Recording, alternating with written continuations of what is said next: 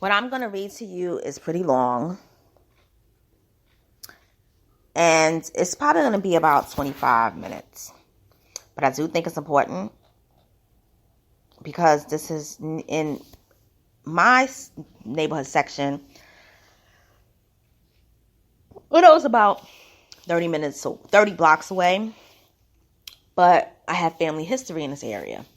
So it's kind of touch home. I'm going to be talking about some historical context to this. And let's start.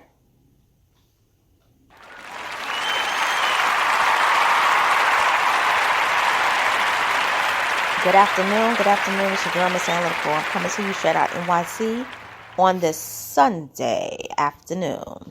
So this is a story or case that has been popping up on my notifications on my phone. But I really didn't pay attention to this. I'm not going to lie. I really didn't.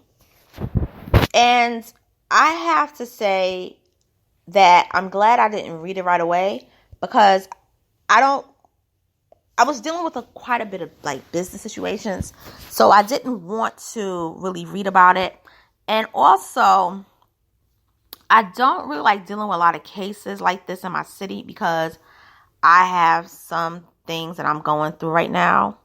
So I really don't want to really do that. But this is about Jose Alba and Austin Simon.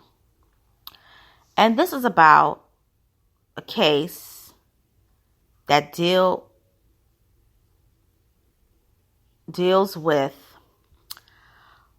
when people instigate conflict, the results can be very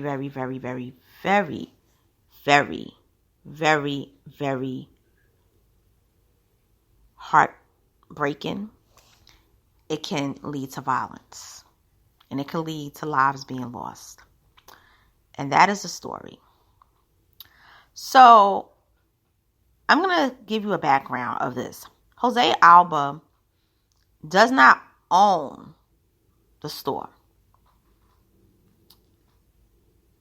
He doesn't own it, and it's called the Blue Moon. He works there.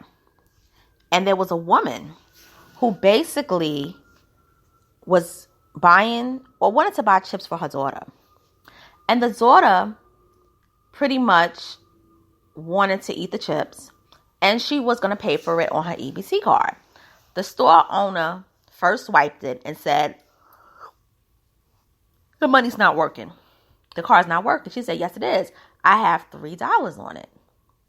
So then he swipes it again, and then it says it's work.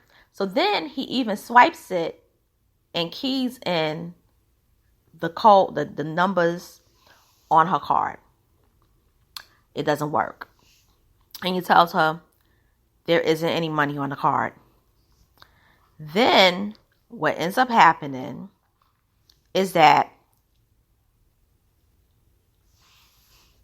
she comes back and says that you snatched the chips out of my daughter's hand and you're always being disrespectful to me. So what I'm going to do is I'm going to get my man. So her man named Austin Simon comes in and basically tells a lie, which is that she snatched chips out of the daughter's hand. So instead of just, confronting it or calling the, authorities, and I'm going to get to that later as to why he probably didn't, he goes behind the counter and he basically handles him, as in Jose Alba. Now, what ends up happening is that they get into a ruckus. He grabs Jose, and then Jose pulls out a knife and stabs him in the jugular vein in his neck twice. And he bleeds out profusely, and he passes. He's killed right there, pretty much. Now, many people say that it's not, a crime. It's not premeditated. People say that he was protecting himself. People say that there was beef between Jose Alba and Austin Simon through the years. They say that the store is not kind to black people in this area, in that area, Hamilton Heights, which historically was black and Cuban at one time before the arrival of the Dominicans in the late 1960s and then moving into the area in the late 1970s. Okay? I know this, my family are New Yorkers. Okay? So if anybody wants to dispute me, I don't give a damn. We was here. Okay? My great-grandmother lived in Hamilton Heights. She lived on 151st Street for years. That area was Cuban. So I don't want to hear anybody disputing me and saying otherwise. Okay? I'm just letting that be known. Now, why I'm going to post a lot of this, but I'm not going to read it out. I'm going to have you all read it because I want you to get a gist of it because you might not know what's going on. But there's something disturbing about all of this. And what disturbs me is the woman, the girlfriend. What also disturbs me is the fact that his bail was $250K. Then it was lowered to $50,000, and then he was out. What also disturbs me is that this man had 9 kids, and the daughter that he was offending is not his daughter. And he could have bought chips. He could have bought the chips for her. And what are you doing buying potato chips with an EBT card? That's supposed to be for fresh and healthy food. When my grandmother was getting food stamps, my grandmother never bought me candy or potato chips with EBT. The only snack she bought was fruits, and I would say popsicles, like the fruit popsicles, like the cherry popsicle, the lemon bars, because it was really hot, and I needed to basically take something to cool myself down because I was one of those overheated kind of kids when I was little. But I never had potato chips, candy with EBT. You don't even, I couldn't do it. I'm sorry. That's just something that you buy out of pocket. I mean, chips, she didn't need to eat chips. That's not a necessity. That's like what you would call a luxury. Come on now. Then, what I really have an issue is that people in Staten Island are applauding him for stabbing this man. And I believe they're doing it because he's black.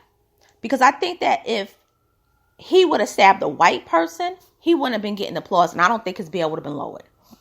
Then you have the Mayor Eric Adams, that's basically saying the storekeeper did the right thing. Now, here's the problem that I have with the storekeeper. Many people are saying that live in the city. And I want to say something. The storekeeper was shot. He was the bodega clerk. He was stabbed twice by the girlfriend. They need to arrest her also. But I think she did it because of what was going on with her boyfriend. Another thing also is, why is the mayor going hard for this man, but you're not going hard for other people in your community?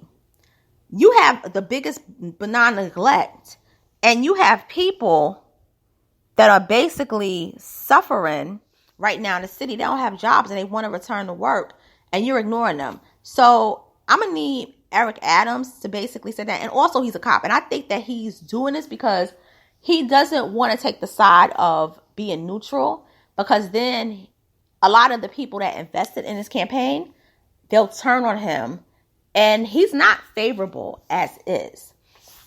And midterms are around the corner, and then 2023, and then 2025. So he's already not favored as is. But the biggest person who can actually dismiss the charges is actually DA Alvin Bragg. And DA Alvin Bragg, he's not going to do it. And I'm going to tell you why. They're already basically telling him to be soft on crime. If he does that, he's going to look be pawn as weak, and he's going to have to drop crime charges if there's another incident where a white supremacist harms a black person. They're going to want him to drop that charge. The people that's urging to drop the charges are those white people out in Staten Island and the Bodega Union Association. Okay? Now, I find it funny that the Staten Island politicians and residents are supporting Jose Alba. And I believe that it's not just because he stabbed a black man that resulted in his passing, because they're happy. They're applauding him. They're cheering him, okay? But they're also supporting him because of one commonality, and that has to do with religion. More than likely, Jose Alba is Catholic. And a lot of those people that live in Staten Island are Catholic. And a lot of those people have anti-black sentiment, okay? Another thing is that Simon was recidivistic, okay? He was turning his life around, and his first baby mother, who was his childhood sweetheart, said he was a good father. And he was doing the right thing because his girlfriend was basically telling him that the little girl had the chip snatched out of her hand by this man. Now, the first baby mother said, I blame his girlfriend because she caused that commotion. And now there's 9 children without a father. And I wholeheartedly agree. But there's something else that really disturbs me the most. Why, when he basically told her that the car didn't work, he didn't give it to her hand. He threw it on the counter. Okay? And why, when they had the altercation, when he stabbed him, he didn't stab him in the arm like the girlfriend stabbed him. The girlfriend stabbed Jose Alba in the arm twice. She didn't stab him to kill him. She stabbed him to basically stop the commotion. Jose Alba stabbed Austin Simon in the neck, in the jugular vein. That's what results in his death. And that's why I feel he needs to go to jail. Maybe not for a multitude of years, but that was not a stabbing to defend yourself. That was a stabbing to kill. Okay? If he would have stabbed him in the shoulder, then that would have been one thing. If he would have stabbed him in the arm, if he would have stabbed him, even if he would have stabbed him like in the side, there were places where he could have stabbed him that would not have resulted in his death or in him being killed. But you stabbed him in the jugular vein, not once but twice, and then he was left there pretty much. There wasn't any assistance to call for help. It was the people that was calling for help. He wasn't really trying to make sure everything was okay. It seemed like after everything happened, because they said that he bled to death there, that he died pretty much like a couple of minutes later. So I think this man should go to jail. For a long time, not necessarily, because he was being, harmed. He was grabbed, but this is because this woman lied and said that the chips were snatched out of the girl's hand. He died doing something, like really thinking he was doing the right thing when this girl was lying. And that's why you got to be careful, really, with a lot of these ratchet girls. Now, the store in the area. It's in Hamilton Heights. The store is supposedly on West 139th Street. That's basically close to my father's alma mater and my cousin's alma mater, City College in New York. That whole neighborhood is heavily Dominican. Now, there was a mention by the family, because they live in the area, his family live in the area, that a lot of Dominican store owners don't like blacks. Now, in Harlem, Central Harlem, we don't really have that issue like that. We usually get along with the Dominican store owners and even the Arab store owners, like the what you call them, the Yemeni people. But that's because Harlem, they recognize that Harlem is historically ours. Okay? Hamilton Heights, that's a tricky one, because the thing is that, yes, black people were there. So were Cubans. So were Irish people at one time. And then you had like a couple of like Gentile whites, you know, like Waspian whites. But by the late 70s and the 80s, a lot of blacks were ran out of the Heights because, I'm going to keep it real, some of y'all ain't going to like it. There was a lot of Dominicans that were coming into Manhattan by that time that had anti-black sentiments. And what they were doing is they were basically chasing out black people who lived in some of the most beautiful buildings in Harlem. Because that section is still part of Harlem. Don't get it twisted. That's still Harlem. They were basically moving people out of there. And they were threatening them. Okay? Now, some of them basically stood their ground and was like, fuck no, you're not taking my apartment. They was pulling out their guns. But a lot of them were older people. A lot of them were basically even younger people that was like, I got too much to live. You can have this. And they were doing it to expand. And these are I'm not talking about all Dominicans. I'm talking about a certain group. These were the ones that were trying to expand the you-know-what trade. Okay? And because of that, that's how, excuse me, from as far down as 102nd Street. No, let me take that back. As far down as 103rd Street, between Columbus, Amsterdam, up until Broadway, all the way going uptown to like the tip, the ends going to Dykeman, all became Dominican. Okay? Whereas with Puerto Ricans, they moved in, but they never chased people out. They was on the east side and expanded to the lower east side into Williamsburg, Brooklyn, even Bushwick, into the Bronx. But with the Dominicans having anti-sentiment towards black people already and anti-blackness, many of the blacks there through the years that I've known have told me that they didn't get along because of that. And I've been to some of those bodegas through the years, not a lot, but through the years, and I could tell you, those bodega owners up there, they did not like black people, particularly black men.